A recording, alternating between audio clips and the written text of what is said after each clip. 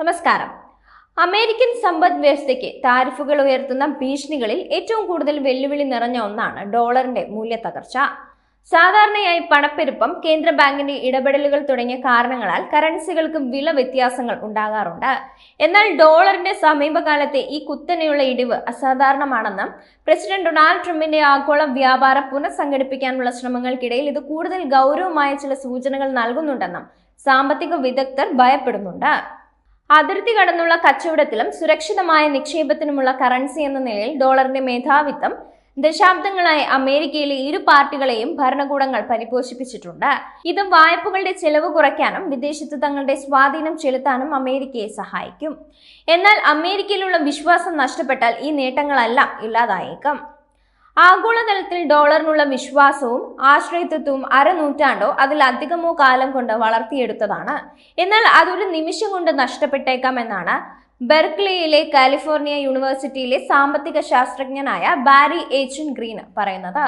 ജനുവരിയിലെ പകുതി മുതൽ ഡോളർ വിവിധ കറൻസികൾക്കെതിരെ 9% വരെ ഇടിഞ്ഞിരുന്നു.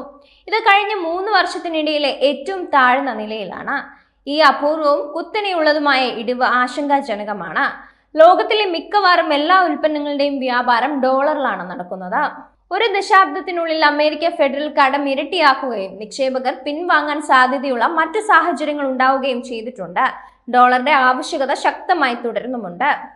ഇത് അമേരിക്ക ഗവൺമെന്റിനും ഉപയോക്താക്കൾക്കും ബിസിനസ്സുകൾക്കും അസാധാരണമായി കുറഞ്ഞ പലിശ നിരക്കിൽ വായ്പ എടുക്കാൻ അവസരം നൽകിയിട്ടുണ്ട്.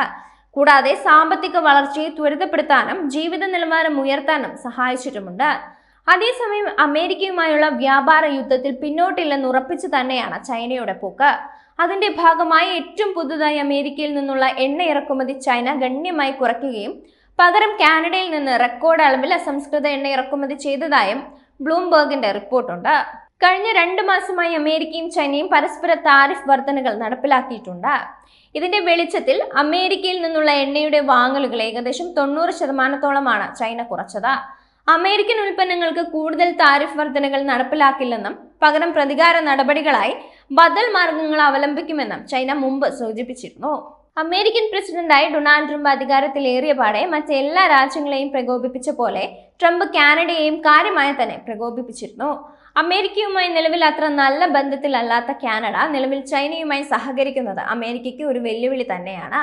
അമേരിക്കയുടെ അടുത്ത സഖ്യകക്ഷിയായിരുന്ന കാനഡയ്ക്ക് ഇപ്പോൾ അമേരിക്കൻ നയങ്ങളോട് ട്രംപിന്റെ തീരുമാനങ്ങളോടും ശക്തമായ എതിർപ്പാണുള്ളത്. അതിന് കാരണം കാനഡയ്ക്ക് മേൽ ട്രംപ് എടുത്ത അമിത സ്വാതന്ത്ര്യം തന്നെയാണ്. അമേരിക്കയെ ഒഴിവാക്കി കാനഡയിലേക്ക് തിരിഞ്ഞ ചൈനയുടെ മാറ്റം ആഗോള ഊർജ്ജ വിപണിയിലെ ശ്രദ്ധേയമായ ഒരു സംഭവ വികാസമാണ്. മാത്രമല്ല, ലോകത്തിലെ ഏറ്റവും വലിയ ക്രൂഡ് ഓയിൽ ഇറക്കുമതിക്കാരായ ചൈനയിലേക്കുള്ള വടക്കേ അമേരിക്കൻ ക്രൂഡ് ഓയിലിന്റെ ഒഴുക്കിലെ മാറ്റം ആഗോള വ്യാപാര ബന്ധങ്ങൾ പുനർനിർമ്മിക്കാനുള്ള ഒരു നീക്കം കൂടിയാണ്.